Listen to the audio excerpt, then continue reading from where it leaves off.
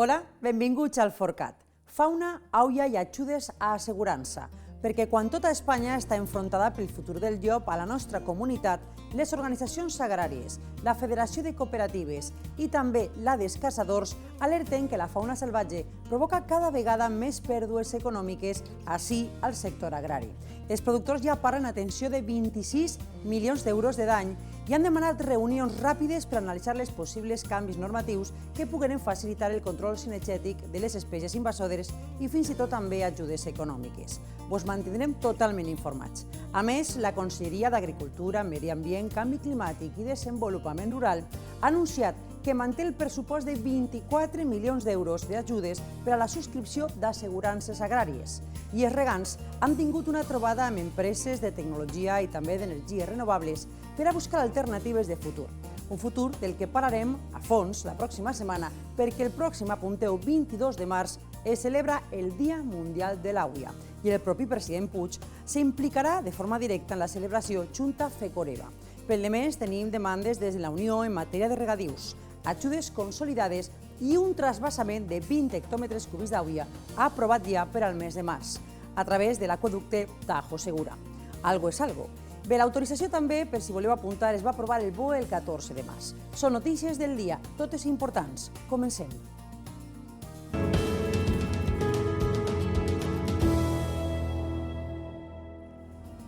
I comencem en la notícia de Conselleria perquè la Conselleria d'Agricultura, ja sabeu, Medi Ambient, Canvi Climàtic i Desenvolupament Rural, ofereix per segon any consecutiu les ajudes a la modernització de regadius.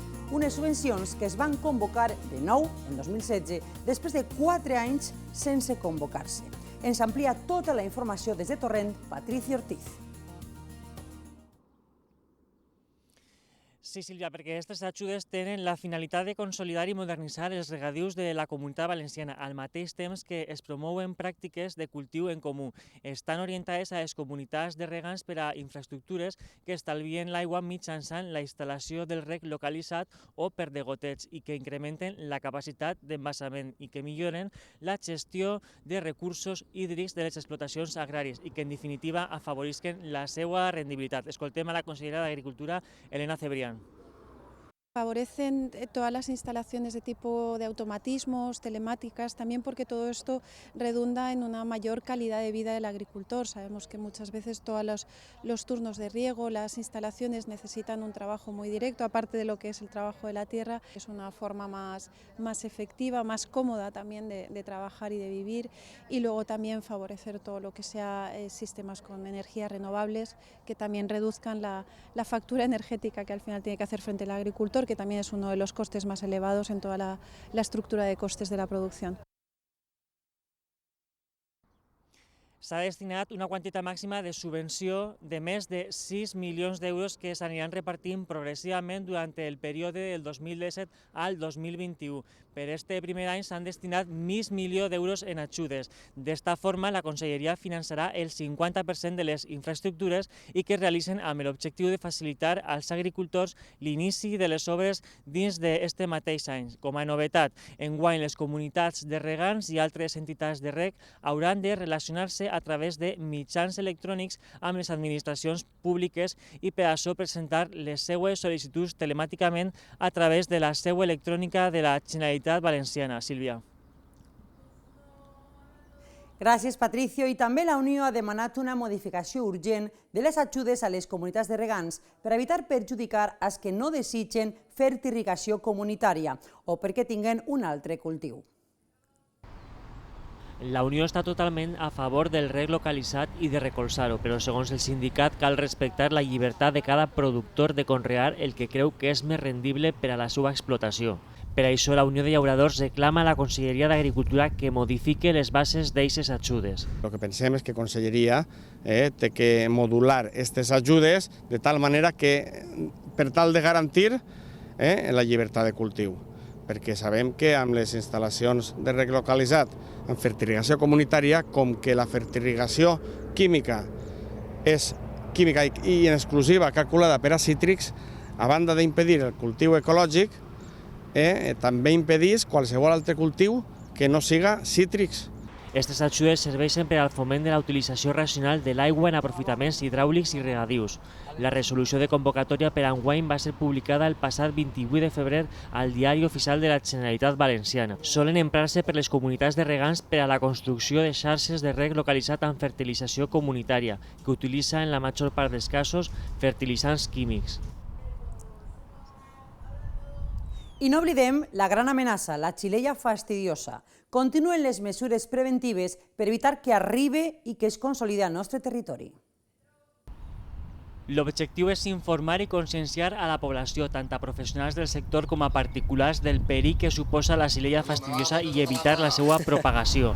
Des de la Conselleria d'Agricultura s'ha destacat l'importància d'informar i conscienciar a la població per a evitar que es disperse fora de les Illes Balears. Tenemos un protocolo de actuación muy marcado, muy claro, tanto a nivel nacional como a nivel autonómico, y donde estamos destinando todos nuestros recursos para, en primer lugar, evitar la aparición, evitar la existencia de vectores que sean capaces de transmitir la enfermedad, y en segundo lugar, en el caso de que en algún momento pueda aparecer la enfermedad, pues actuar rápidamente en erradicación.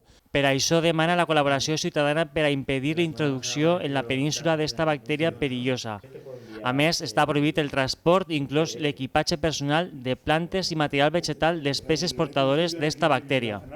Iniciado una campaña de concienciación al conjunto de la sociedad civil de la posibilidad, que eviten la posibilidad de la transmisión de material vegetal de las islas a la península, porque pues cualquier planta ornamental o cualquier producto vivo vegetal que pueda llevar en su seno la enfermedad, pues puede ser motivo de transmissió. La Conselleria treballa amb altres autonomies i el Ministeri d'Agricultura per a contindre l'expansió de la bactèria amb un pla de contingència.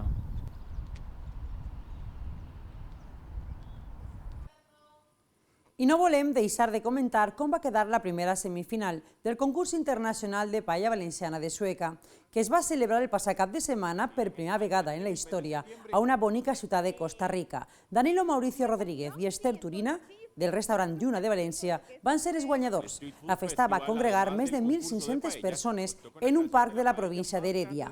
Ningú es va perdre la festa. Inclús el president de la República i la primera dama de Costa Rica participaren. La pròxima semifinal serà al Japó el 1 d'abril. I en preus, un apunt per al sector que més està patint les conseqüències de la grip aviar. Sembla que estem davant d'un canvi de tendència, com veuen en la taula. Estem parlant del preu del conill, que oscil·la entre 0,99 cèntims i 1,01 euros per quilo viu. En cítrics, la cotització de mandarina apenas està variant. Cotitzen ara entre 18 cèntims d'euro l'hortanique i el 1,19 el l'orri. La llima puja i ja està entre 30 i 36 cèntims d'euro quilo. I així tanquem una setmana plena de notícies d'àvia i de pluges, justament, també de regadius, quan s'apropa el dia del Mundial de l'Àvia. Per ser si sou fallers, bones festes en Falles, i si sou de Castelló, que tingueu bon començament de Madalena. I sempre no oblideu que al consumir productes valencians, perquè nosaltres el millor ho tenim a casa. Adeu.